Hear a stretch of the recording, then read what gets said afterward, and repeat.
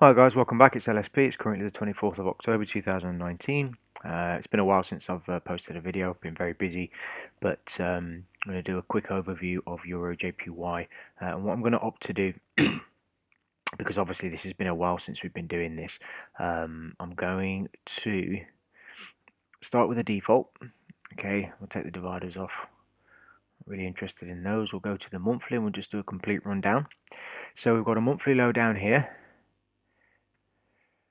Okay, which is the 114.85 level, which we've had on our chart for quite a while. So we pop that back, and you can see so far on the monthly we had a really nice move lower. This candle right here, okay, was the candle that's got me thinking and believing and have confidence in price, continuing to move lower. Albeit it's taken a while, which again, when you're dealing with these higher time frames, can do that. But last couple of months we've had a nice run up. So what we're going to do is we're going to mark the mean of this candle, okay, at 121.92. So we'll call it the 122 handle, which is around about 100 around about 110 pips away from current price. So this is the ultimate objective. This is where I think price is going to end up coming to, okay. But along the way, that doesn't mean obviously we can't pick things off as we did, throughout the study that we were doing, and obviously we're going to maintain EURJPY. We're not going to be going to another pair, but like I said, you can, just because we believe that it's going down here, it doesn't mean that you can't, capitalize on moves like this. And I'll just obviously say right now, I don't trade this pair. I never have, but I wanted to pick a pair that made sense, in the respect of a pair that I do like monitoring or tracking, which is the the Japanese yen. With a pair that's very popular, i.e. euro. And I'm sure a lot of people, are aware of EURJPY, and it's a great study because there's plenty of movement, and price reacts nicely to, the style of trading that I, I'm trying to portray. So this is the mean. This is that monthly level. And you can see we're quite close to it in terms of its ranges, around 110 pips away or so. What I'm also going to do, because we're down on the weekly now, we're going to note. No, I'm not. No, I'm not. Let me go down to the daily and see how this looks.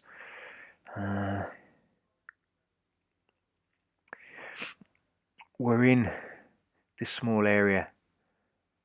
Okay, it's rebalanced, but if it does hit this small area here, which is obviously within the mean of the monthly level that I've noted, this area here, is within that that monthly area. So if it does go up there, it doesn't need to go any further or any lower. I'm expecting price to at least react from this. Now, does this mean it's going to go there? Not necessarily.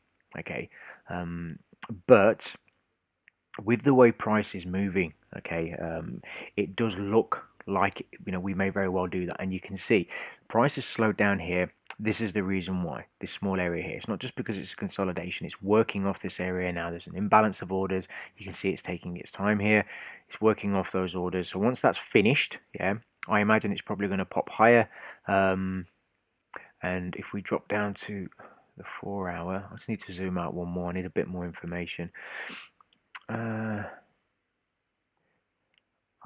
need to just quickly, yeah, you see we did tag the high just there. Okay, so going forward, we know where we're at, okay, because I'm going to zoom in and all this is going to go, but we know where we're at, and just judging by what price has done this week, we've come down, we've reversed. Where did it come to? Okay, imbalance, stop, run, break, break, almost rebalanced. Well, that was enough. Pop, secondary pop, third pop, got to move lower and then run up. So it is possible that this continues higher a little bit more, which would make sense if the dollar continues to, the dollar's rallying a little bit now, but if the dollar reverses like I'm expecting it to, and Euro USD starts to run up, then this should do its thing. Yeah, and the Nikkei index is in an area where price should start to slow down. There's not that much more upside on the Nikkei index, which means the Japanese yen may lose a little bit of strength, while euro gain strength, and we'll get that final pop. In terms of doing something with this, I would like to see, you can see on the hourly, which is the best time frame to look at when you're looking at a weekly, a week, per week. You can see that we've had a Wednesday low of the week so far. Okay, Thursday's had a nice pop, a reversal, but then it's kind of gone back up again. We may get messy price action today, but so far everything's kind of pointing to it's going higher. Okay, so that's what I'm going to be paying attention to. That's what I'm going to be looking for. Target wise, obviously, like I said, the 120, 192 to 122 handle, and then we'll take it from there. But big picture. I wouldn't want to see this continue running higher. I don't think it will. I'm expecting at some point now for this to continue running lower, and we will know way before. Sorry, excuse me. We will know way before it starts to happen, and while it's happening, and there's plenty of range to get down into that level. So we're going to continue tracking EURJPY. Again, I apologise. I've not been around for a little while. I've just not had chance. I've been so busy, doing a bunch of other things. But I've had some time today, and then obviously what I'm going to try and do is I'm going to try and capture, if I can, it's not a guarantee, but if I can, I'm going to try and capture something on a lower time frame on EURJPY, just to kind of give you guys an idea of how to sort of maneuver around the lower time frames with the idea of a higher time frame directional bias. All right, so we'll leave it at that, guys. I hope the video finds everybody well. I hope everybody's doing well in their trading and whatever endeavors they're doing. And I will catch up with you guys in the next video. Take care.